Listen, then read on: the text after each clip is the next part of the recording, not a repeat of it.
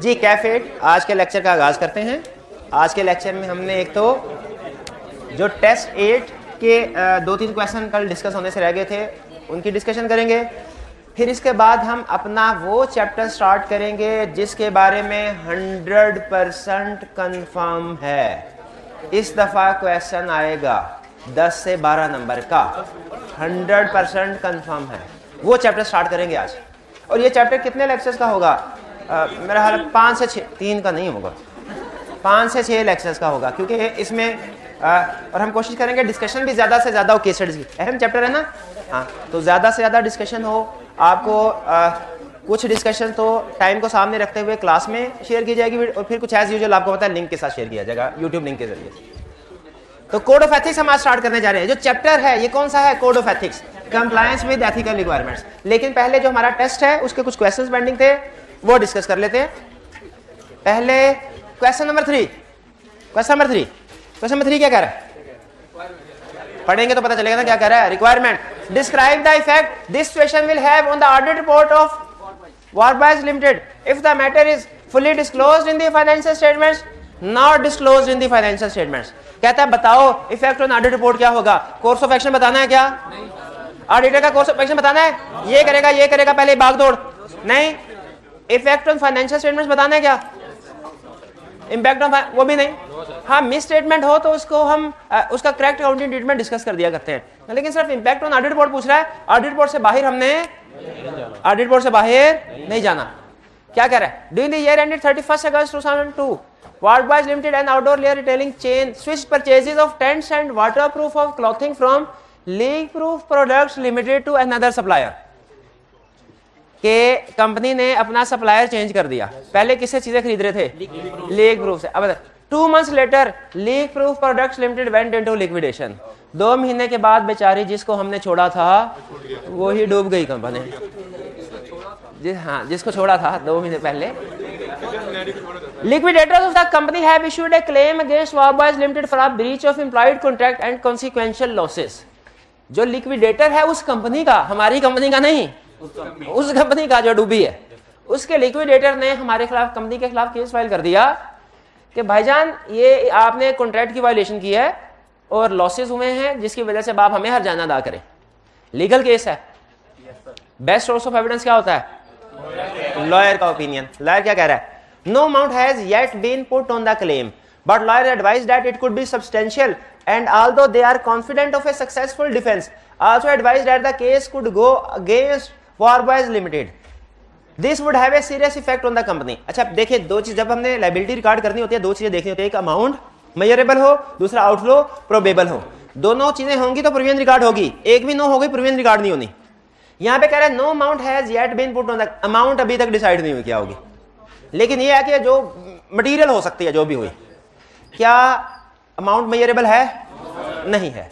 और दूसरा वो कह रहा है, लॉयर कह रहा है कि हम सक्सेसफुल डिफेंस कर लेंगे लेकिन केस हमारे खिलाफ भी जा सकता है। यानी कह रहा है कि उम्मीद है कि हम जीत जाएंगे लेकिन केस हमारे खिलाफ भी जा सकता है। तो बताइए क्या आउटफ्लो प्रोबेबल है? 50-50 चांस बता रहा है ना, हमें एक साइड पे कंफर्म थोड़ा ही कर रहा है, 50-50 चांस। तो बताइए इस केस को क्या होना चाहिए? डिस्क्लोज करना चाहिए, डिस्क्लोज करना चाहिए। ठीक है। पहला केस, अगर ये case fully disclose in financial statement, financial में फुली डिस्क्लोज हो जाता है, अनमोडिफाइड ओपिनियन। अच्छा अब एक मिनट, अनमोडिफाइड तो आपने बता दिया। अब 3 पॉसिबिलिटीज है। कुछ केसेस ऐसे हैं कि ऑडिट मैटर में भी जा सकते हैं, कुछ केसेस ऐसे हैं एमसीओ मैटर में भी जा सकते हैं, कुछ ऐसे हैं गोइंग कंसर्न में भी। ये किधर जाएगा? रीजन क्या है? अगर रूटीन नेचर के कोई केसेस चल रहे होते ना, यूं ही चलते चलते बात करता, वो की ऑडिट मैटर में जाते। यहाँ चूंकि इस केस को डिटेल में डिस्कस कर रहा है, ये एक वाहिद केस है, एक सिंगल केस है और डिटेल में डिस्कस कर रहा है, ये एक्सेप्शनल लिटिगेशन है। अच्छा ये गोइंग कंसर्न की तरफ क्यों नहीं लेके गए? क्योंकि क्वेश्चन में कहीं पे उसने ये नहीं बताया, जैसे पिछले क्वेश्चन में बताया था कि कंपनी बैंकरप्ट हो सकती है अगर इसका पे ना कर पाए तो, इसीलिए ये हमारा एक्सेप्शनल लिटिगेशन का केस बनता है। और एमसीएस मैटर पैराग्राफ हम इंक्लूड करेंगे। क्या लिखेंगे?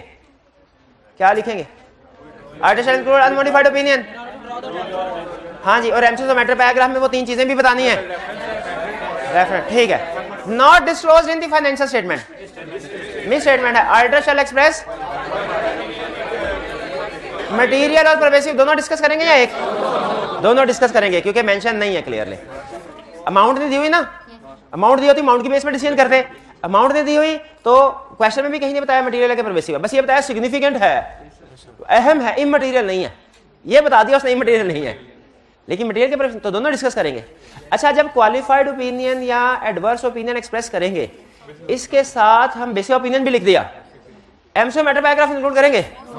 नहीं, क्यों नहीं करेंगे? एक जगह इंक्लूड हो गया ना, उसको हमने basis for qualified adverse opinion में डिस्कस कर दिया, अब एमसीक्यू मैटर पैराग्राफ उसके ऊपर नहीं देना। जी नहीं नहीं, सीरियस का मतलब है सिग्निफिकेंट इंपैक्ट है। सब्सटेंशियल या सीरियस इंपैक्ट का मतलब है कि अमाउंट सिग्निफिकेंट होगी, बड़ी अमाउंट होगी, अमाउंट बड़ी होगी। इससे गोइंग कंसर्न की तरफ आपने नहीं सोचना, गोइंग कंसर्न में क्लियर इंफॉर्मेशन देता है, जैसे पिछले क्वेश्चन में उसने दी थी। क्वेश्चन 4, अच्छा क्वेश्चन 4 की डिस्कशन आपके साथ शेयर हो चुकी है, इसमें कोई प्रॉब्लम तो नहीं है? अगर कोई ऐसी चीज है जो आप समझ लो कि नहीं समझ आई डिस्कशन में तो पूछ लो। चलें नेक्स्ट क्वेश्चन 5। अच्छा ये, हाँ ये वॉल्यूम 2 का क्वेश्चन, इसकी डिस्कशन नहीं होगी। रिक्वायरमेंट में पहले क्या कह रहा है? Discuss each of these issue. अब चाहे एक ही कंपनी है, हमने अलग-अलग डिस्कस करना, एक और दूसरे के साथ हेड अप नहीं करना, अलग-अलग डिस्कस करना है। Discuss each of these issue and describe the impact on audit report if the above issues remain unresolved. Draft profit before tax is 9 million and total assets are 37 million. Materiality कैसे calculate करेंगे? Total asset की base पे नहीं, total assets की base पे कब करते हैं? तो प्रॉफिट दिया ही ना, प्रॉफिट दिया तो प्रॉफिट को बेस बनाना है। अगला क्वेश्चन, अगर इसमें टोटल एसेट्स को नहीं यूज करना मटीरियलिटी के लिए, तो फिर उसने दिया क्यों है? दो रीजंस हैं, दो रीजन में रखिएगा। प्रॉफिट दिया होता है और साथ टोटल एसेट्स भी दिया हो, दो रीजन। पहली रीजन, स्टूडेंट कंफ्यूज होकर टोटल एसेट्स की बेस पे मटीरियलिटी कैलकुलेट कर ले, इसलिए दिया होता है टोटल एसेट्स। आपने इस क्वेश्चन में मटीरियलिटी प्रॉफिट की बेस से कैलकुलेट, और दूसरा होता है इसका पर्पस परवेसिव कैलकुलेट करने के लिए।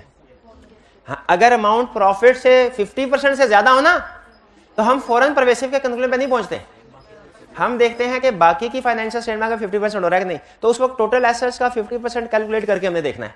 अगर मिस स्टेटमेंट उससे भी एक्सीड हो रही हो, टोटल एसेट के 50% से भी, हम कहेंगे ये परवेसिव है। और अगर प्रॉफिट के 50% से ज्यादा है लेकिन टोटल एसेट के 50% से कम है, तो फिर ये क्या है? मटेरियल। लेकिन आपने फिर क्वेश्चन में उसको बता देना कि ये सिर्फ मटेरियल हम कर रहे हैं। अगर प्रॉफिट के 50% से ज्यादा होना लेकिन एसेट्स के 50% से कम, तो उसे आपने बता देना कि चूंकि एसेट्स के 50% से कम है इसलिए हम इसको मटेरियल ले रहे हैं भाई, उसको बता देना है। क्योंकि नॉर्मली 50% ऑफ प्रॉफिट से ज्यादा होने का मतलब ये होता है कि ये परवेसिव की तरफ जा रही है, तो फिर हमने कमेंट करना होता है कि परवेसिव बनी है कि नहीं बनी। परवेसिव कब बनेगी? जब टोटल एसेट के 50% से भी बढ़ेगी। और कब नहीं बनेगी परवेसिव? तो अगर किसी क्वेश्चन में प्रॉफिट के 100% से ज्यादा मिस स्टेटमेंट लेकिन टोटल एसेट के 50% से कम है, लेकिन क्वेश्चन में लिखना है कि even though it is more than 50% of profit but as it is less than 50% of total asset, therefore it is assumed to be material only, not pervasive, not pervasive। ठीक है। और एग्जाम के लिए आपको वैसे टिप बता, normally मेरी आदत नहीं चीजें बताना जो कि कॉन्ट्राडिक्टरी हो, लेकिन बाज़ औक़ात कुछ ये सोल्यूशन में होती है ना आपके, तो बच्चा खुद से भी देख रहे होते हैं जो स्टूडेंट, वो कंफ्यूज हो जाते हैं।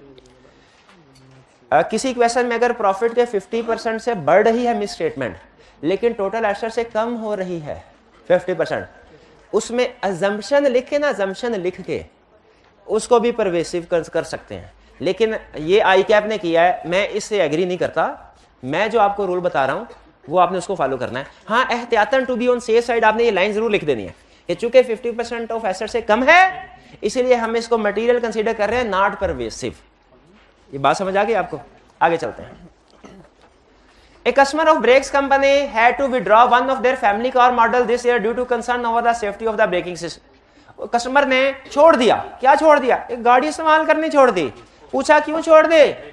उन्होंने कहा इसके ब्रेक का मसला है। मैंने कहा क्या मसला है? कहते कस्टमर है launch a legal claim against brakes company for 10 million for the negligent supply of faulty braking system. कहता बैर दो, ब्रेक लगती नहीं है, ब्रेक यही होगी ना, ब्रेक फेल हो गई। The company's lawyers believe that there is an 80% chance that brakes company will lose the case, but directors believe their quality control procedure have always been robust and that the braking system will be proven to have been safe। Lawyer कह रहा है भैया 80% chance है, management कह रही है नहीं हम तो कॉन्फिडेंट है। मैनेजमेंट तो मैनेजमेंट ऑडिटर क्वालिफाइड ओपिनियन दे भी देना, मैनेजमेंट फिर भी अपनी डायरेक्टर्स रिपोर्ट में यही कहती है नहीं इसने गलत किया, ऐसा तो नहीं है, आइंदा हम ये सारे केस जीत जाएंगे, बेफिक्र रहे। मैनेजमेंट ने तो पॉजिटिव ही रहना हमेशा अपने शेयर होल्डर के लिए। हमने किसकी बात करनी है? लॉयर्स की बात। 80% का मतलब क्या है? आउटफ्लो इज प्रोविजन रिकॉर्ड होनी चाहिए। अच्छा, अब एक स्टूडेंट कहने लगा सर प्रोविजन रिकॉर्ड होनी चाहिए, लेकिन चूंकि 80% चांस है इसलिए 10 मिलियन का 80% 8 मिलियन की प्रोविजन। नहीं भाई, पता नहीं काउंटिंग में कोई एडजस्टमेंट होती होगी, वो केसेस की होती है जिसमें इस तरह कैलकुलेशन सिखाते होंगे। 12 ऑडिट में नहीं है। यहाँ तो आपने पूरी अमाउंट के बारे में प्रोविजन रिकॉर्ड करनी है या नहीं करनी, ये दरमियान में 50-50 वाला काम नहीं करना कि इतने % चांस है तो इतनी रिकॉर्ड कर ली, इतने %। ये मुझे याद है काउंटिंग में कैलकुलेशन होती थी प्रोविजन कैलकुलेशन, हाँ, लेकिन वो होता था कि केसेस के कितने, हाँ, जो जब न्यूमरस केसेस हो ना तब ये कैलकुलेशन करते थे। उसको कैलकुलेशन इसके ऊपर बड़ी डिबेट होती थी कि किस जगह पे प्रोविजन पूरी की पूरी अमाउंट रिकॉर्ड करनी है और कहाँ पे इस तरह प्रोबेबिलिटी के बेस पे कैलकुलेशन करनी है। वो मुझे भूल गया, लेकिन वो काउंटिंग में बहरहाल आपको भी भूल गया, ठीक है। 10 मिलियन तो ये 10 मिलियन ही रिकॉर्ड होगी, 8 मिलियन नहीं। 80% उसने इसलिए दिया ताकि पता चल जाए 50% से ज्यादा चांस है केस हार जाएंगे। आउटफ्लो प्रोबेबल है। They have, however, decided to disclose the matter in the accounts to provide additional information to shareholder. हम कहेंगे disclosure is not a substitute of correct accounting treatment. Provision should have been recorded. This is misstatement. In fact is calculation करो, calculation करके बता जल्दी। 9 million तो मेरा तो ख्याल है परवेसिव है, प्रॉफिट की 100% से भी बढ़ गई है, परवेसिव नहीं है, मटेरियल है। क्यों मटेरियल है? टोटल एसेट 37 मिलियन है, उसके 50% से कम है। क्लियर? मटेरियल क्यों है, परवेसिव क्यों नहीं है, समझ आ गई? क्यों है ये? हालांकि प्रॉफिट 10 मिलियन तो सारे का सारा प्रॉफिट उड़ा के रख देगा, हाँ, वो एसेट के 50% से कम है, इसलिए मटेरियल परवेसिव नहीं। ये क्लियर? इंपैक्ट ऑन रिपोर्ट क्या होगा? अगर नहीं एज, इफ नहीं एज, क्योंकि हमने कंफर्म कर लिया है as it is material, auditor shall express आगे and basis for qualified opinion. ठीक है, एमसीक्यू मैटर आएगा, लीगल केस है नहीं आएगा, नहीं आएगा। अगर इसकी प्रोविजन वगैरह डिस्क्लोजर पूरे दे देते फिर आता। हालांकि क्वेश्चन में कहा है डिसाइडेड टू डिस्क्लोज, फिर भी एमसीक्यू मैटर नहीं आएगा। क्यों? जिस इशू को हमने बेसिस फॉर क्वालिफाइड में डाल दिया, सही रिपोर्ट में किसी और जगह नहीं डाल दिया। Second, brake company also produces and sells brake fluid. Another customer has recently returned a small batch of brake fluid. वो brake oil वगैरह भी, ऑयल चेंज करते हैं ना गाड़ी का, वो भी बनाते हैं। Because the fluid appeared to be contaminated with oil. उसने कहा फ्यूल और ऑयल ये मिक्स हो गए हैं, वैसे पता नहीं क्या फर्क है दोनों में, कुछ ना कुछ होता होगा। Brakes company issued the customer with a credit note for the full value 1,37,500 and correctly counted for this in draft financial statements. ये ईयर एंड के बाद हुआ कि पहले हुआ? पहले हुआ तो फिर भी एडजस्टिंग है, बाद में हुआ होता तो फिर भी एडजस्टिंग होता है, इससे फर्क ही नहीं पड़ता। बाद में भी हुआ होता, return of defective inventory adjusting ही होता है। हैरान होकर क्यों देख रहे हो? Return of defective inventory adjusting होता है। ईयर एंड से पहले है तो रिकॉर्ड 100% होना है ना। ईयर एंड से पहले तो सब्सिक्वेंट इवेंट का जर्सी सवाल पता नहीं होता, जो भी हो गया रिकॉर्ड डिस्क्लोज करना है।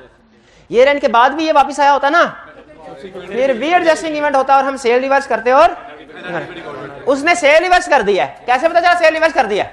क्रेडिट नोट इशू कर दिया, correctly counted for in draft financial statement.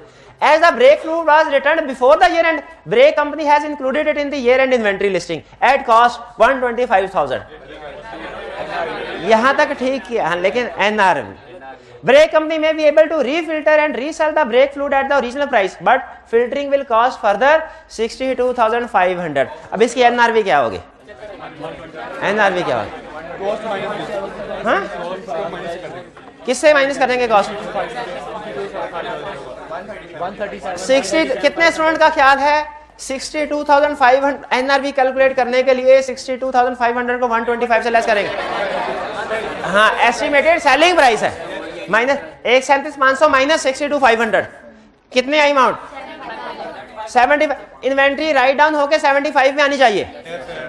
इस वक्त कितने पे है? 125 पे। तो मिस स्टेटमेंट 125 की कि 75 की?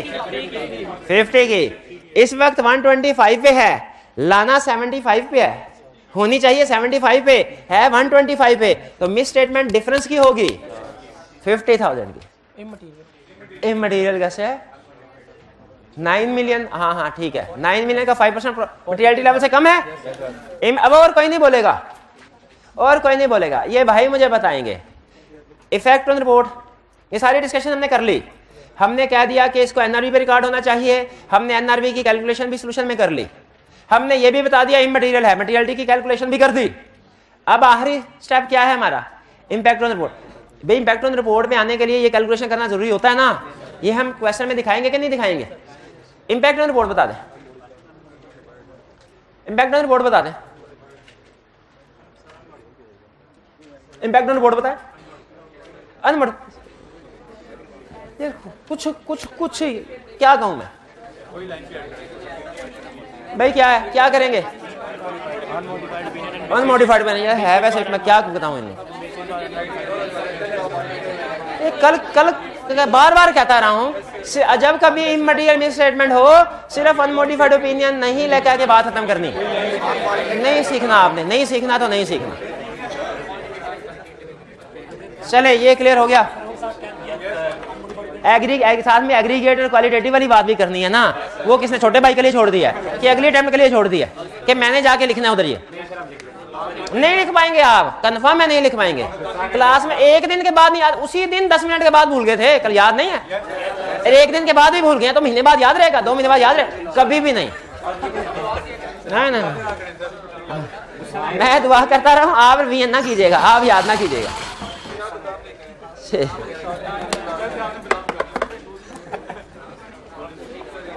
चलिए अब टेस्ट रेट की डिस्कशन कंप्लीट हो गई। चलिए इस तरह बाकी के टेस्ट भी कुछ रहते हैं हमारे, 1 बाय 1 उनकी डिस्कशन भी वक्तन फवक्तन करते रहेंगे। अच्छा लेकिन याद रखिएगा टेस्ट में जिन क्वेश्चंस का लिंक आपके साथ शेयर कर दिया गया उनकी डिस्कशन हमने नहीं करनी है, मैंने पहले बता दिया हुआ आपको। वॉल्यूम 2 वाले क्वेश्चन जो होंगे टेस्ट में। अब स्टडी करने जा रहे हैं code of ethics. Code of ethics case study के पॉइंट ऑफ व्यू से सबसे पहले तो कोड ऑफ एथिक्स में डिफरेंस ध्यान में रख लीजिएगा, लीगल रिक्वायरमेंट्स और कोड ऑफ एथिक्स में। पहला फर्क, एग्जाम में कुछ सिचुएशन हमारी ऐसी हैं जो कि लीगल रिक्वायरमेंट्स में है, कोड ऑफ एथिक्स में नहीं। कुछ ऐसी हैं जो कोड ऑफ एथिक्स में है, लीगल रिक्वायरमेंट्स में नहीं। लेकिन कुछ ऐसी हैं जो कोड ऑफ एथिक्स में भी हैं, लीगल रिक्वायरमेंट्स में भी हैं। ठीक है, जैसे ऑडिटर की अपॉइंटमेंट के बारे में, कौन अपॉइंट करेगा, कैसे अपॉइंट करेगा, प्रोसीजर क्या होगा, ये चीजें कंपनीज एक्ट में है, कोड ऑफ एथिक्स में नहीं है। जैसे फीस क्या होगी, फीस के बारे में डिस्कशन, ये कोड ऑफ एथिक्स में है, कंपनीज एक्ट में नहीं है। लेकिन ऑडिटर के पास अगर शेयर्स हैं या उसके रिलेटिव के पास, या ऑडिटर का कोई रिलेटिव क्लाइंट पे किसी पोजीशन पे काम कर रहा है, डायरेक्टर ऑफिसर एम्प्लॉय वगैरह, ये सिचुएशन दोनों पे। तो इससे हमें पहला लेसन जो समझ में आया इस चैप्टर का वो ये कि कुछ सिचुएशन ऐसी हैं जो लीगल रिक्वायरमेंट्स में हैं, कोड ऑफ एथिक्स में नहीं, कुछ कोड ऑफ एथिक्स में है, लीगल में नहीं, कुछ दोनों जगह पे है। जो रिक्वायरमेंट्स एक जगह पे है दूसरी जगह नहीं, उनके बारे में तो क्लियर हमें पता चलेगा कोड ऑफ एथिक्स में या लीगल, जिसमें डिस्कस हुई है उसके मुताबिक आंसर कर दो। कंसेप्ट जिस चैप्टर में पढ़ा था उसके मुताबिक आंसर करेंगे। लेकिन अगर कोई सिचुएशन दोनों जगह पे डिस्कस हुई है, वो लीगल रिक्वायरमेंट्स के मुताबिक आंसर करने के, कोड ऑफ एथिक्स के मुताबिक, ये क्वेश्चन की रिक्वायरमेंट बताएगी आपको। ये कौन बताएगा? क्वेश्चन की रिक्वायरमेंट। रिक्वायरमेंट में अगर लिखा है कंपनीज एक्ट तो कंपनी एक्ट के मुताबिक आंसर करना है, रिक्वायरमेंट में लिखा है कोड ऑफ एथिक्स तो कोड। बताइए रिक्वायरमेंट में एक सिचुएशन बताइए, उसने कहा कोड ऑफ एथिक्स के मुताबिक आंसर करो, वो कंपनीज एक्ट में भी डिस्कस हुई है, कोड ऑफ एथिक्स में भी, मुझे किसके मुताबिक जवाब देना? तो पहली चीज ये ध्यान में रखिएगा, लीगल रिक्वायरमेंट्स या कोड ऑफ एथिक्स रिक्वायरमेंट के ऊपर फोकस रहना है। क्लियर? रिक्वायरमेंट चैप्टर 6 की है तो चैप्टर 6 बताएंगे, चैप्टर 7 की है तो चैप्टर, अगर उसने पूछा लीगल रिक्वायरमेंट्स बता दिया कोड ऑफ एथिक्स तो 0 नंबर, चाहे कोड ऑफ एथिक्स के लिहाज से सही बताया हो। और अगर कोड ऑफ एथिक्स पूछा, बताया लीगल रिक्वायरमेंट्स के मुताबिक आपने, तो भी 0 नंबर। पहला और सबसे बड़ा फैसला जो आपने क्वेश्चन में, एग्जाम क्वेश्चन में करना है वो ये कि रिक्वायरमेंट को पढ़ के डिसाइड कर ले कंपनीज एक्ट के मुताबिक आंसर करना है कि कोड ऑफ एथिक्स। अच्छा अब आगे चले। कंपनीज एक्ट और कोड ऑफ एथिक्स में एक मेजर डिफरेंस ये है कि कंपनीज एक्ट सिर्फ और सिर्फ पार्टनर्स पे अप्लाई होता है। कंपनीज एक्ट सिर्फ और सिर्फ पार्टनर्स पे अप्लाई होता है। Code of ethics engagement team पे अप्लाई होता है पूरी। अब देखें, अगर मैं CFAB की क्लास में बैठे होते हैं तो मैं आपसे कहता पूरी की पूरी फर्म पे अप्लाई होता है, क्योंकि उसमें कुछ केस स्टडीज टीम की भी आती है, टीम से बाहर की भी आती हैं। लेकिन हमारे सिलेबस में सारी की सारी केस स्टडीज टीम की आती है। तो अपने सिलेबस को सामने रखते हुए मैं क्या बता रहा हूँ कि code of ethics engagement team पे अप्लाई। और एंगेजमेंट टीम में पार्टनर तो शामिल है ही है, ट्रेनर भी शामिल है, ट्रेनी भी शामिल है, मैनेजर भी शामिल है। इसका मतलब है अगर आप ए स्टैंड में क्वालिफाई कर जाते हैं और 2 महीने के बाद आपको एक अच्छी फर्म में आर्टिकल्स मिल जाते हैं जो आपकी डेट ऑफ ज्वाइनिंग से ही रजिस्ट्रेशन कर देती है, फिर उसके बाद आप किसी कंपनी का ऑडिट करने के लिए जाते हैं, वहां पे आप लीगल रिक्वायरमेंट्स की ऐसी की तैसी भेज देते हैं, तो आपको कुछ भी कोई भी नहीं कहेगा। लेकिन जो एंगेजमेंट पार्टनर है आपका, उसके खिलाफ लीगल केसेस फाइल करेंगे अगर लॉ की वायलेशन हो जाए तो पकड़ा कौन जाएगा? हाँ, बाद में पार्टनर आपको बिल्कुल पकड़ेगा, बल्कि वो छोड़ेगा ही नहीं आपको 4 साल। लेकिन अगर आपने कोड ऑफ एथिक्स की वायलेशन कर दी, याद रखें डायरेक्ट आपके खिलाफ केस होगा, क्योंकि कोड ऑफ एथिक्स सिर्फ पार्टनर्स में नहीं पूरी एंगेजमेंट टीम पे अप्लाई होता है। इसका मतलब ये हुआ practically exam point of view से तो दोनों तैयार करने हैं legal ethics, practically code of ethics की एक एक चीज आपको पता होनी चाहिए। क्योंकि अगर आपने कोड ऑफ एथिक्स में जो एक बात लिखी हुई है, किसी एक बात की भी वायलेशन कर दी ना, इवन आपके खिलाफ भी लीगल केस हो सकता है। पाकिस्तान में ये प्रैक्टिस नहीं है। पाकिस्तान में कुछ केसेस बाज़ औक़ात रेयर केस में पार्टनर्स वगैरह के खिलाफ होते हैं, लेकिन ट्रेनिंग स्टूडेंट के खिलाफ, लेकिन याद रखिएगा हो सकते हैं। इसीलिए कोड ऑफ एथिक्स का नॉलेज, कोड ऑफ एथिक्स का एक एक कंसेप्ट आपको क्लियर होना जरूरी है। ठीक है, पार्टनर अगर फर्ज कीजिए आप टीम मेंबर का हिस्सा हैं, आप हैं सीनियर, आपके पास उस क्लाइंट के शेयर्स हैं जिसका ऑडिट करने के लिए जा रहे हैं, आपके पास उस क्लाइंट के लीगल, आप कुछ भी नहीं कहते, साइलेंट रहते हैं। लीगल रिक्वायरमेंट्स के मुताबिक आपने कुछ भी गलत नहीं किया। क्यों गलत नहीं किया? आप पार्टनर नहीं है। वो तो पार्टनर के ऊपर जो लॉ जहां पे लफ्ज ऑडिटर लिखता है ना, इससे मुराद एंगेजमेंट पार्टनर होते हैं, वो तो पार्टनर में अप्लाई होते हैं। लेकिन कोड ऑफ एथिक्स के मुताबिक आपने वायलेशन की, क्योंकि कोड ऑफ एथिक्स सिर्फ पार्टनर्स पे नहीं पूरे टीम पे अप्लाई होता है। और अगर आप उस वक्त ये कहे कोड ऑफ एथिक्स वाला चैप्टर तो मैंने पढ़ा ही नहीं था, जिस दिन ये केस स्टडी डिस्कस हो रही थी मैं उस दिन छुट्टी पे था, ईद आने वाली थी, मैं घर चला गया था और फिर उसके बाद टाइम नहीं मिला, तो क्या आपको माफी मिल जाएगी? नहीं माफी मिलेगी। तो ये जहन में रखिएगा, एक बहुत अहम कंसेप्ट जो आपके बहुत से क्वेश्चंस का आंसर देगा कि लीगल रिक्वायरमेंट सिर्फ पार्टनर्स पे अप्लाई होती है, कोड ऑफ एथिक्स की रिक्वायरमेंट सारी की सारी एंगेजमेंट टीम पे। अच्छा, अब चलते हैं आगे। कंसेप्चुअल, ये कंसेप्चुअल अप्रोच का मतलब है आपको बताना कि कोड ऑफ एथिक्स का स्ट्रक्चर कैसा है। वैसे तो आपके लिए गुड न्यूज ये है कि आपने कभी भी, जैसे हम ऑडिट जो पढ़ रहे हैं ये है ISS के मुताबिक, इंटरनेशनल स्टैंडर्ड ऑडिटिंग के मुताबिक, लेकिन आपने ISS को कभी देखा नहीं हुआ। वो टीचर का काम होता है पढ़ के आपको मटेरियल प्रोवाइड करे। उसी तरह कोड ऑफ एथिक्स आपके लिए, आप कैफ लेवल पे आप कभी भी कोड ऑफ एथिक्स नहीं देखेंगे, कोड ऑफ एथिक्स को ओपन नहीं करेंगे। CFAB लेवल पे ना ये ऑडिट का जो सब्जेक्ट है ओपन बुक है। ओपन बुक का मतलब क्या? किताब साथ ले जाए, ISS भी साथ ले जाए, कोड ऑफ एथिक्स भी साथ ले जाए। लेकिन कैफ 8 में ये ओपन बुक नहीं है, ना ISA ना कोड ऑफ एथिक्स साथ नहीं लेके जा सकते, और आपके लिए ये पढ़ना रिक्वायर्ड भी नहीं है।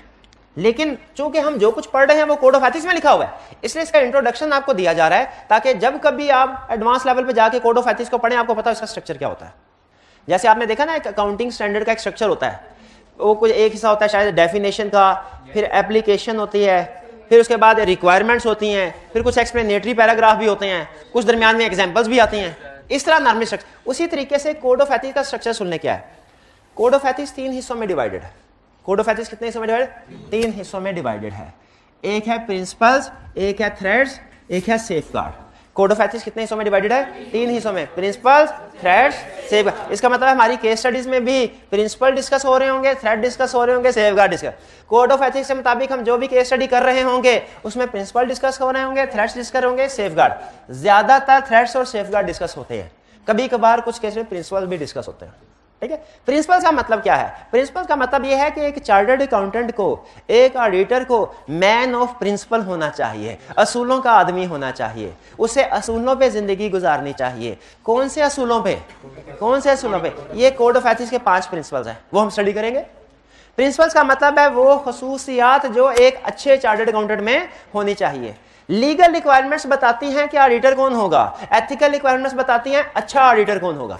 तो एक अच्छा ऑडिटर होने के लिए किन खसूसियात का होना जरूरी है? एक ऑडिटर होने के लिए किस खसूसियत का होना जरूरी है? Chartered accountant. अच्छा ऑडिटर होने के लिए किन किन characteristics? Code of ethics, principles. Principle समझ आ गया? जैसे प्रिंसिपल है integrity, objectivity, confidentiality, professional competence, due care. ठीक है, इसमें ऑब्जेक्टिविटी जो ना, ऑब्जेक्टिविटी ये इसका मतलब है इंडिपेंडेंस। नाम ऑब्जेक्टिविटी है लेकिन इसका मतलब क्या है? इंडिपेंडेंट। कि ऑडिटर को काम करते हुए क्लाइंट से इंडिपेंडेंट रहना चाहिए, बायस नहीं होना चाहिए, ये ना। ठीक है, अच्छा, लेकिन क्या असूलों पे जिंदगी गुजारना आसान होता है? नहीं। जब हम असूलों पे जिंदगी गुजार रहे होते हैं तो कुछ ना कुछ लोगों को मसले मसाइल हमारे साथ होते हैं, हमें दूसरों के साथ मसले मसाइल होते हैं। तो सम टाइम ऐसी सिचुएशंस आती हैं जिन पे हमें अपने असूलों पे अमल करना मुश्किल हो जाता है, इसे कहते हैं थ्रेट। ऐसी सारी सिचुएशन जिनमें हमें अपने असूलों पे, अपने प्रिंसिपल पे अमल करना मुश्किल हो जाने क्या कहते हैं? थ्रेट। थ्रेट प्रिंसिपल बताइए, गुड थिंग है बैड? गुड थिंग है। थ्रेट गुड थिंग है बैड? बैड। ठीक है, और सेफगार्ड क्या है कि अगर थ्रेट आ जाए कोई तो आपको क्या एक्शन लेना चाहिए, क्या करना चाहिए उसको रिड्यूस करने के लिए, उसको एड्रेस करने के लिए। भाई क्लियर हो गई ये बातें? अच्छा, अब ये थ्रेट और सेफगार्ड ऐसे ही हैं जैसे मेडिकल प्रोफेशन में हम कहें बीमारियां और उनका इलाज। जो थ्रेट हैं ये एक तरह से बीमारियां हैं और सेफगार्ड क्या है? उनका इलाज है। जहां कहीं थ्रेट होगा वहां सेफगार्ड होंगे। ये जेन में, ये एग्जांपल जेन में रखिएगा कि हमारे प्रोफेशन में थ्रेट और सेफगार्ड वैसा ही है जैसे मेडिकल प्रोफेशन में बीमारियां और उनका इलाज। ठीक है, यानी मेडिकल प्रोफेशन में बात करें, प्रिंसिपल्स का मतलब एक सेहतमंद इंसान में क्या खसूसियात होनी चाहिए, थ्रेट्स बीमारियां क्या उसको लग सकती हैं, सेफगार्ड इन बीमारियों का इलाज क्या है। ये है कोड ऑफ एथिक्स के 3। For example code of ethics कहता है, एक एग्जांपल से इन तीनों को क्लियर करते हैं। कोड ऑफ एथिक्स कहता है ऑडिटर का एक प्रिंसिपल होना चाहिए ऑब्जेक्टिविटी, इंडिपेंडेंट होना चाहिए, बायस नहीं होना चाहिए, उसकी decision making free of any pressure होनी चाहिए, ना कोई लालच ना कोई प्रेशर। ये है ऑब्जेक्टिविटी। भाई अच्छा प्रिंसिपल है, ऑडिटर को ऐसे ही काम करना चाहिए।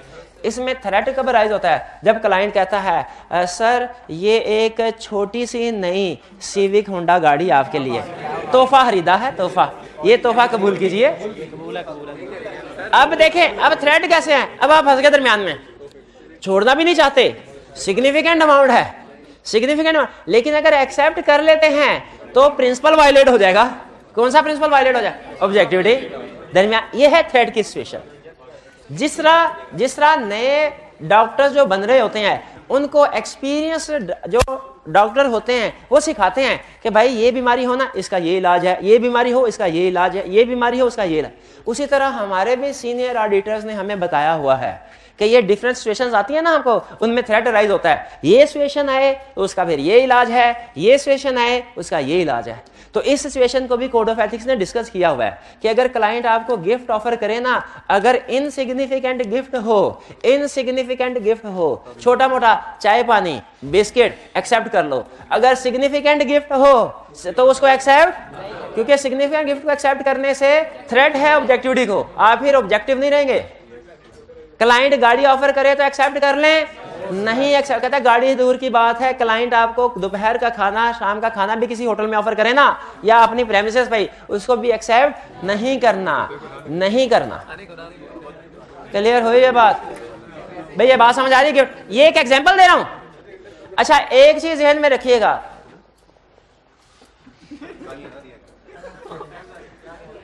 नहीं प्यारा भाई, प्यारे भाई जरा मतवज्जो हुई।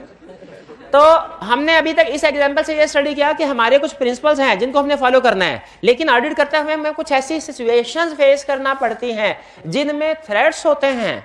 जैसे अभी एग्जांपल थ्रेट ऑब्जेक्टिविटी, अगर कभी ऐसी सिचुएशन सामने आ जाए तो इसमें हमने क्या करना है? Course of action.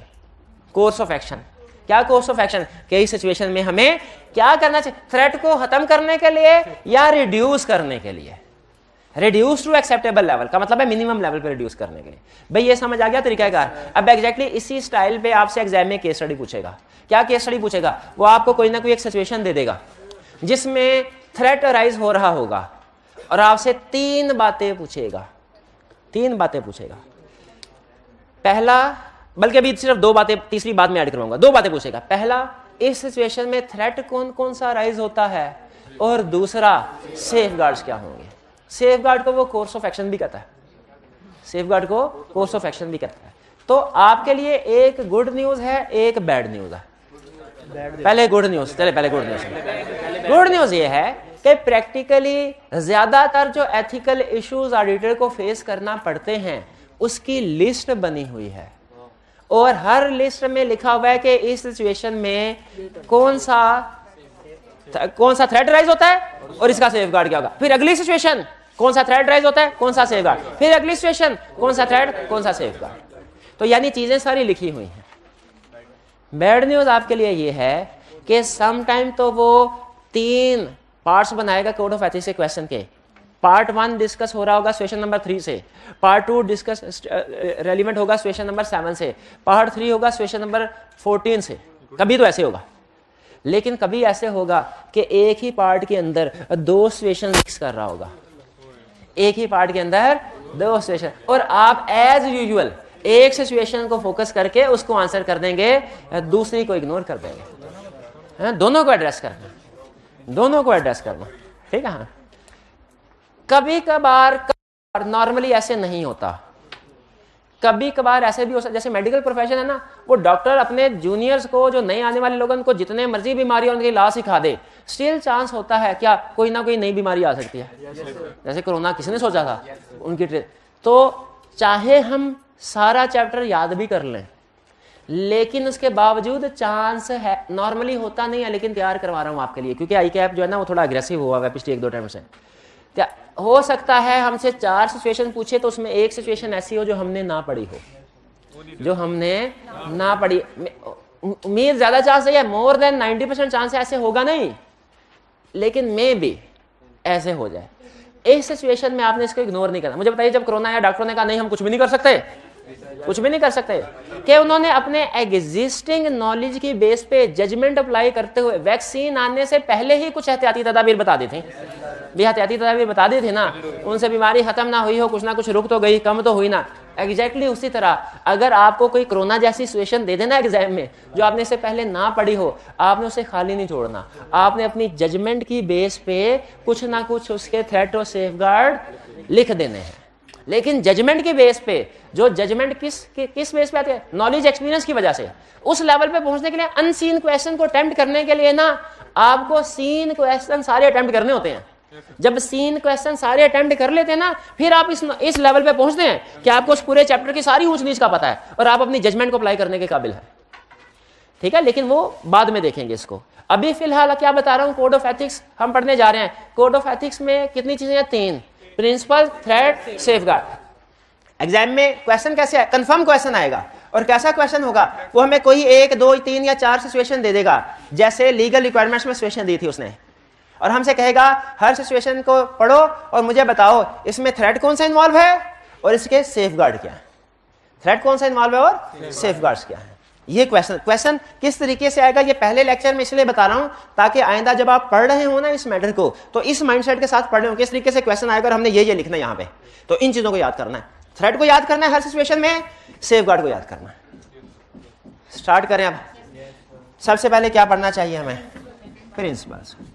अच्छा, एप्लीकेशन है, छोटा सा कंसेप्ट है। वो कहता है कि जी अगर लॉ और कोड ऑफ एथिक्स, एप्लीकेशन के 2-3 बेसिक असूल हैं, लॉ और कोड ऑफ एथिक्स दोनों में कंफ्लिक्ट आ जाए, किसकी बात माने?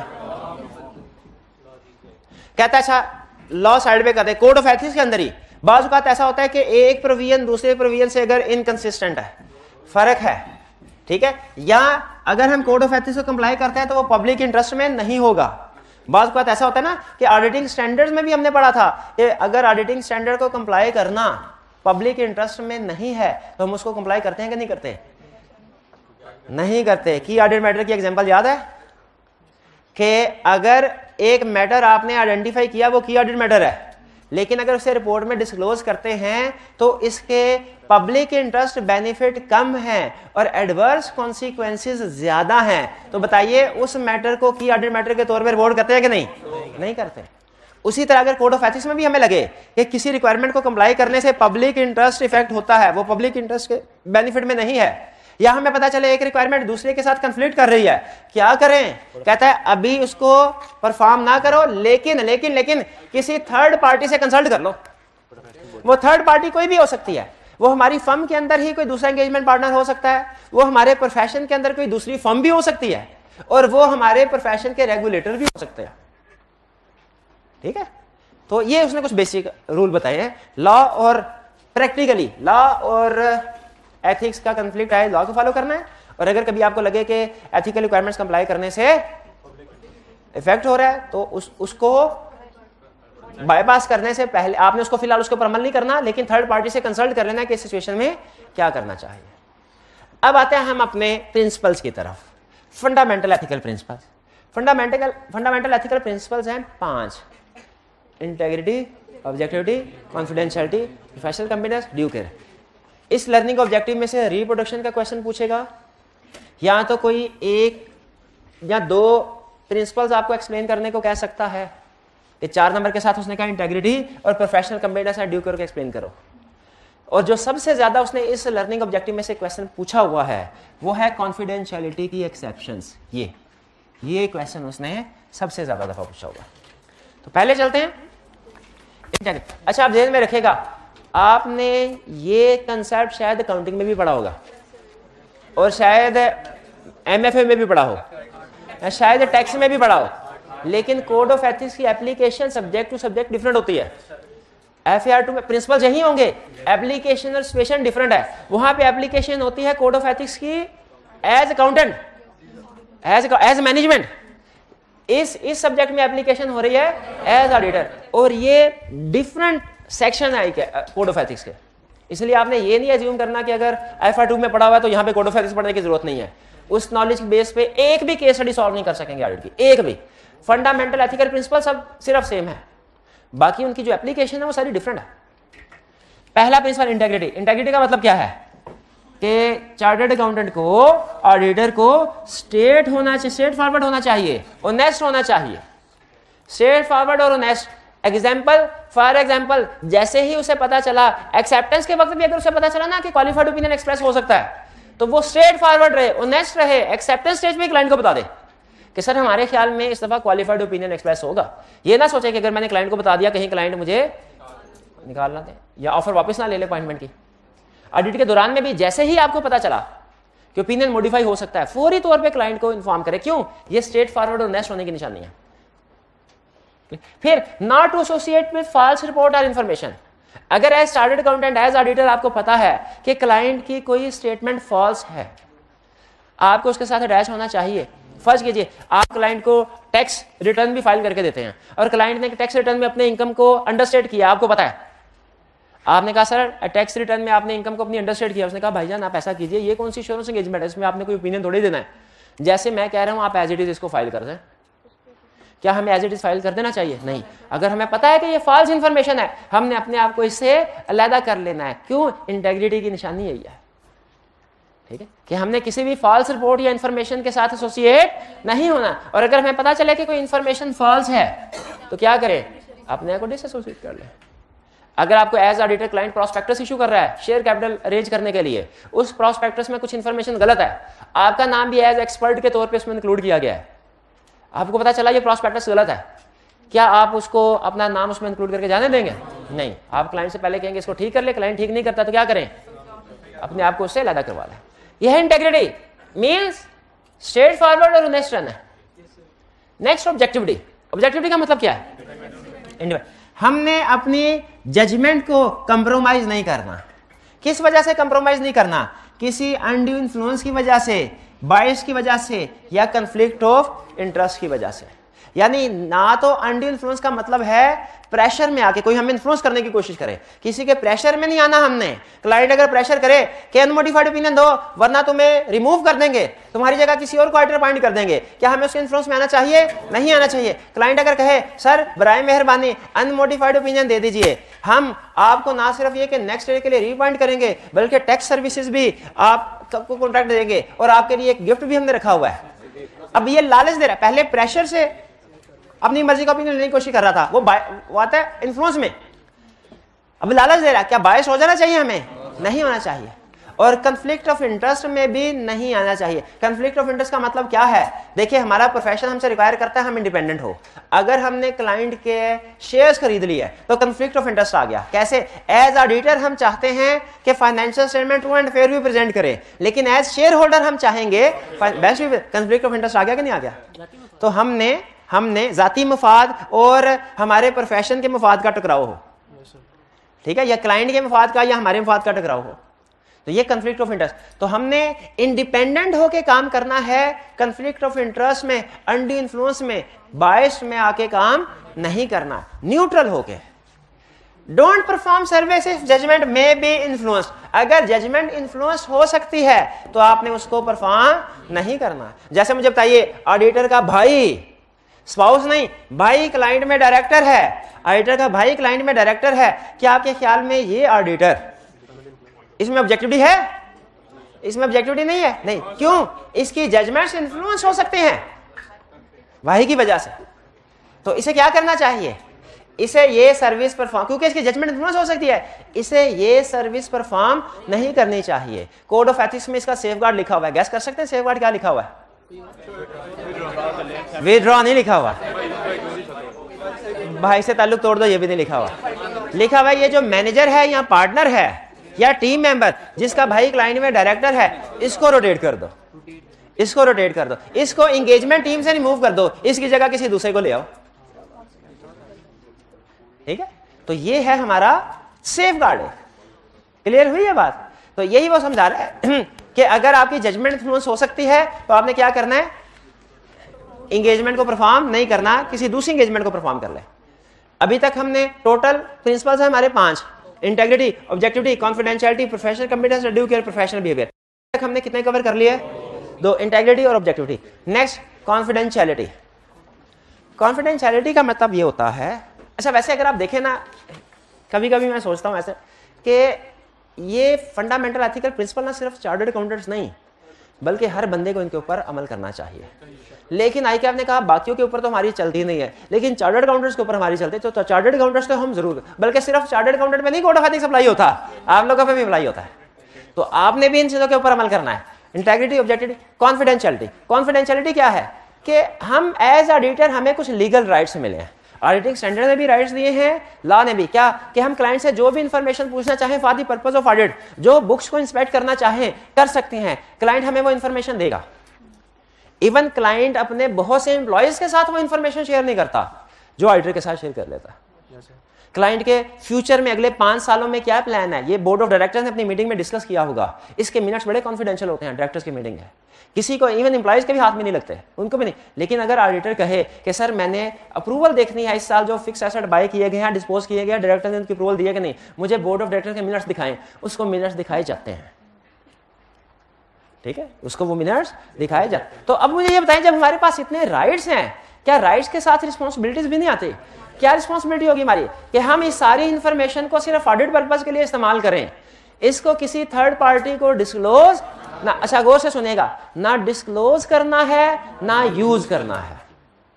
डिस्क्लोज करने का मतलब किसी को बताना नहीं, यूज करने का मतलब खुद भी इस्तेमाल नहीं करना। जैसे फर्ज कीजिए हमारा दोस्त आया हमारे पास, कहने का जिस कंपनी के तुम ऑडिटर हो उसमें मैं एक अकाउंट्स मैनेजर की जॉब करना चाहता हूं, लेकिन मुझे नहीं पता पिछला अकाउंट्स मैनेजर कितनी सैलरी ले रहा था, मुझे बताओ जरा कितनी सैलरी ले रहा था, कहीं ऐसा ना हो मैं इंटरव्यू में उससे कम सैलरी कोट कर दूं। हमें बता देना चाहिए? नहीं बताना चाहिए, कॉन्फिडेंशियलिटी प्रिंसिपल कहता है। अच्छा मुझे ये फाइनेंशियल स्टेटमेंट्स का ऑडिट तकरीबन कंप्लीट होने के करीब है, फाइनल स्टेज है, हमारे सामने income statement I as auditor, हमने देखा इस साल प्रॉफिट है, एक्सपेक्टेशन से ज्यादा प्रॉफिट है। अब मुझे पता चला कि जब स्टॉक एक्सचेंज में ये इनकम स्टेटमेंट बैलेंस शीट जाएगी ना, शेयर की प्राइस बढ़ेगी। मैंने किसी को कुछ नहीं बताया, मैंने चुप करके इसके 1 लाख शेयर खरीद लिए इस कंपनी के, और जब शेयर प्राइस बढ़ी उसके बाद बेच दिए। बताइए क्या कॉन्फिडेंशियलिटी प्रिंसिपल वायलेट हुआ? यस हुआ। वो कहते हैं कॉन्फिडेंशियलिटी प्रिंसिपल में ध्यान से देखें, इसमें डिस्क्लोज ना करना भी शामिल है, इसमें इंफॉर्मेशन को यूज ना करना भी शामिल है, डिस्क्लोज ना करना भी शामिल है, यूज ना करना भी शामिल है। आगे चलते मैं बताता हूं। It applies to ex and prospective client. Ex client पे भी अप्लाई होता है, प्रोस्पेक्टिव क्लाइंट। आपको याद है जब इनकमिंग ऑडिटर प्रीडिसेसर ऑडिटर को प्रोफेशनल क्लियरेंस लेटर सेंड करता है तो अभी दोनों में से कोई भी कंपनी का ऑडिटर नहीं है। लेकिन हाँ, इनकमिंग ऑडिटर क्यों परमिशन ले रहा है भला? क्योंकि कॉन्फिडेंशियलिटी प्रिंसिपल है। ये फ्यूचर के होने वाले क्लाइंट्स पे भी अप्लाई होता है, प्रोस्पेक्टिव क्लाइंट का होने वाले क्लाइंट्स। आउटगोइंग ऑडिटर क्यों क्लाइंट से परमिशन ले रहा है? क्योंकि ये कॉन्फिडेंशियलिटी प्रिंसिपल एक्स क्लाइंट्स पे भी अप्लाई होता है। क्लाइंट नहीं रहा, ऑडिटर नहीं रहा, लेकिन फिर भी दोनों ने कॉन्फिडेंशियलिटी प्रिंसिपल को वे करना है। ये बात समझ आई? पहले बताएं डिस्क्लोजर यूज की बात समझ आ गई, फिर एक्स और प्रोस्पेक्टिव की बात समझ आ गई। आगे चलते हैं। Within the firm confidentiality principle also applies within the firm. इसका मतलब क्या हुआ कि मैंने बाहर तो किसी बंदे को कुछ भी नहीं बताया, मैं कोक का ऑडिट कर रहा हूं। ये थोड़ी रियल सिचुएशन है। कोक का ऑडिट कर रहा हूं, पेप्सी का। दोनों टीम हमारी हफ्ते में एक दिन ऑफिस में पहुंचती है। ऑफिस में पहुंचे, गपशप हो रही है। उस नाउ भाई फेवरेट क्वेश्चन, उस नाउ भाई पेप्सी का सीएफओ कितने पैसे ले रहा है, कितनी सैलरी है उसकी? और वो पूछा अच्छा बताओ कोक का कितने सीएफओ कितनी सैलरी ले रहा है? अगर हम ये शेयर करते हैं, हम बताते हैं अच्छा बताओ ये कोक का सिस्टम क्या है? कोक वाले अपना रॉ मटेरियल किससे बाय करते हैं और पेप्सी वाले किससे बाय करते हैं, किस रेट पे बाय करते हैं, इनके बड़े बड़े कस्टमर्स कौन से हैं, क्या कमीशन है उनका डीलर कर, इस तरह की इंफॉर्मेशन फर्म के अंदर ही हालांकि है एक ही फर्म का हिस्सा, लेकिन एंगेजमेंट टीम का हिस्सा एक नहीं है। बताइए कॉन्फिडेंशियलिटी प्रिंसिपल वायलेट हुआ कि नहीं हुआ? याद रखिए confidentiality principle within the firm, वो within the team apply नहीं होता। विद इन द टीम का मतलब है कि सीनियर और जूनियर एक दूसरे से डिस्कशन कर सकते हैं, बल्कि सीनियर ने रिव्यू करना होता है जूनियर के काम का, तो जाहिर है वो तो डिस्कशन होगी उनकी आपस में। विद इन द टीम कोई इशू नहीं है एक दूसरे से डिस्कस करने में, with in the firm issue है। यानी आप अपनी एंगेजमेंट टीम के अलावा किसी दूसरे बंदे से भी कॉन्फिडेंशियल फर्म के अंदर ही शेयर नहीं कर सकते। और आखिरी चीज, it also applies on social environment. Social environment का मतलब क्या है? आप घर आए और आपके अब सिर्फ आपकी केस स्टडी, आपके वालिद साहब ने पूछा अच्छा कॉन्फिडेंशियल इंफॉर्मेशन जो है ना, इसको ना डिफाइन भी करता है कि वो इंफॉर्मेशन जो कॉन्फिडेंशियल है, यानी पब्लिकली अवेलेबल नहीं है। हर वो इंफॉर्मेशन जो गूगल पे अवेलेबल नहीं है किसी कंपनी की, वो कॉन्फिडेंशियल है। ये ध्यान में रखिएगा। घर आए, कॉन्फिडेंशियल सिखाने क्या लगा हूं? Confidentiality principle also applies on social environment. आपके वालिद साहब ने पूछा भाई घर की आजकल लेट आ रहे हो, खैर है? आपने कहा भाई क्या बताएं, वो आजकल हम मास्टर पेंट्स का ऑडिट कर रहे हैं ना, तो उधर लेट सेटिंग चल रही है। उन्होंने कहा अच्छा फर्ज कीजिए लिस्टेड कंपनी, अच्छा इसके शेयर्स खरीदने हैं। मैं यही सोच रहा था, मुझे बताओ इसका पिछले 5 सालों का प्रॉफिट क्या है, ताकि मैं इसका फ्यूचर प्रॉस्पेक्ट अंदाजा लगा लूं और इसके शेयर खरीदने या ना खरीदने का डिसीजन करूं। बता देंगे? आपने बता दिया पिछले 5 साल का प्रॉफिट। क्या कॉन्फिडेंशियलिटी प्रिंसिपल वायलेट हुआ? लॉ कहता है, सॉरी कोड ऑफ एथिक्स कहता है नहीं हुआ। नहीं हुआ। क्यों नहीं हुआ? क्योंकि वो गूगल पे अवेलेबल है।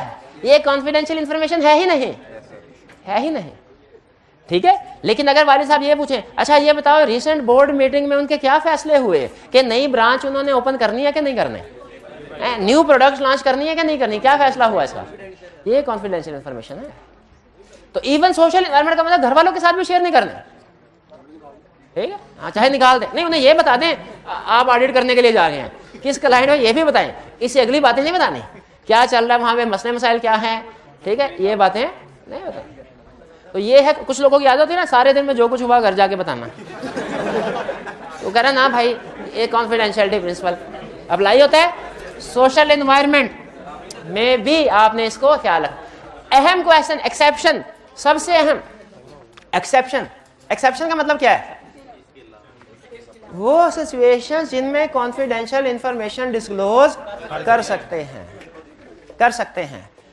पहली एक्सेप्शन, अगर क्लाइंट ऑथोराइज कर दे, क्लाइंट ऑथोराइज तो ठीक है, क्लाइंट ने खुद कह दिया मेरी कॉन्फिडेंशियल इंफॉर्मेशन बता दो, बता नहीं।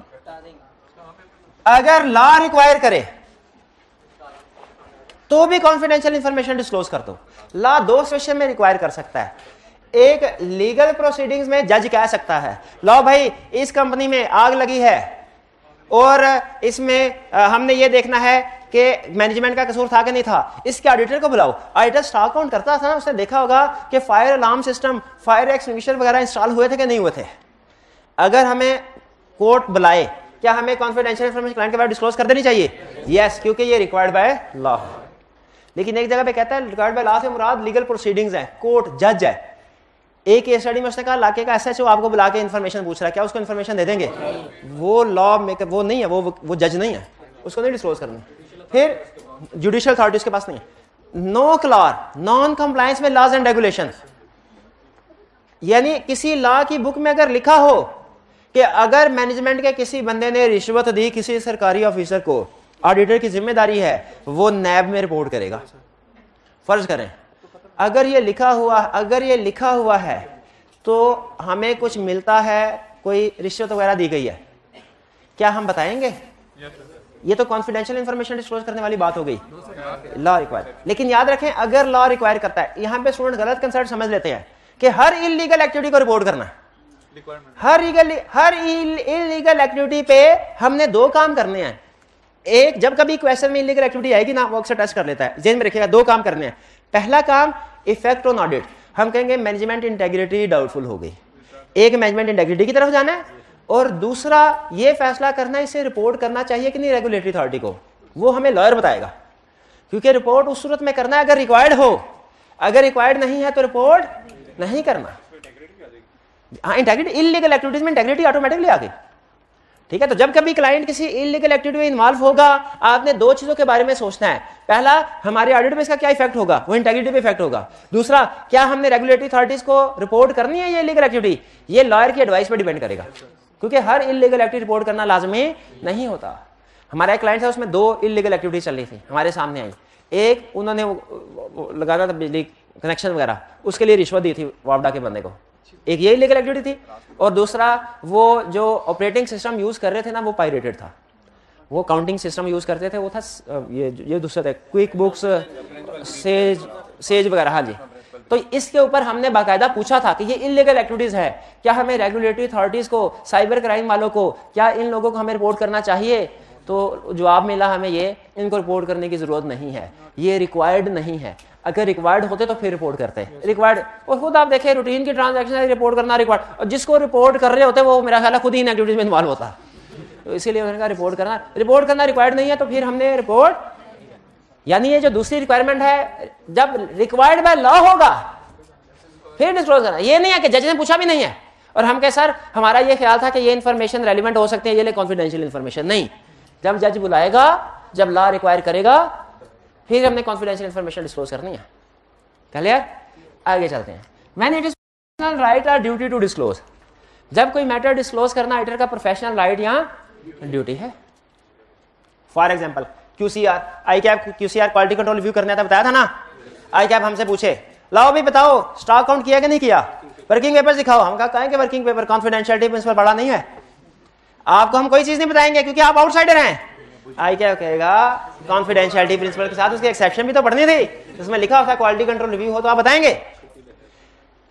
SCCP इन्वेस्टिगेशन करने के लिए आ गया।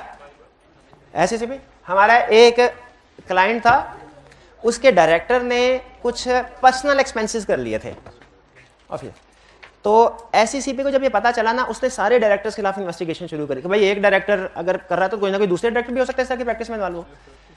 तो जो हमारा, जिस जगह पे हम बैठते थे ना, नेक्स्ट फ्लोर जो है वो नेक्स्ट ऑफिस SCCP के थे, उनकी टीम आई। थोड़ा सा मैं एग्जाम्पल को चेंज कर रहा हूँ, SCCP की टीम बैठे। अब मुझे बताइए SCCP की टीम अगर आके हमसे ये पूछे कि इन्वेस्टिगेशन चल रही है, बताइए आपने भी तो एक्सपेंसेस को वेरीफाई किया है, आपके एक्सपेंसेस की वेरिफिकेशन में अगर कोई ऐसे एक्सपेंसेस आए हैं जो पर्सनल है तो हमें दे दीजिए, हमारी इन्वेस्टिगेशन में हेल्पफुल होंगे। क्या आपके ख्याल में हमने इन्फॉर्मेशन दे दी होगी? क्यों? ये कॉन्फिडेंशियल प्रिंसिपल वायलेशन नहीं है, नहीं, एक्सेप्शन है, एक्सेप्शन है। ये हो गया हमारा इन्वेस्टिगेशन वाला पॉइंट। और दूसरा, कंप्लाई विद स्टैंडर्ड और एथिक्स। बहुत सी जगहों पे स्टैंडर्ड ये कहता है कि वकील को बताओ, उससे ओपिनियन लो। स्टैंडर्ड कहता है अगर क्लाइंट के खिलाफ लीगल केस चल रहे हैं तो लॉयर को सारे फैक्ट्स बताओ और उससे पूछो आउटफ्लो प्रोबेबल मेजरेबल है कि नहीं। अब लॉयर देखा जाए तो थर्ड पार्टी है, इसको हम क्लाइंट की कॉन्फिडेंशियल इंफॉर्मेशन शेयर कर रहे हैं, क्या कर सकते हैं? क्या कर सकते हैं?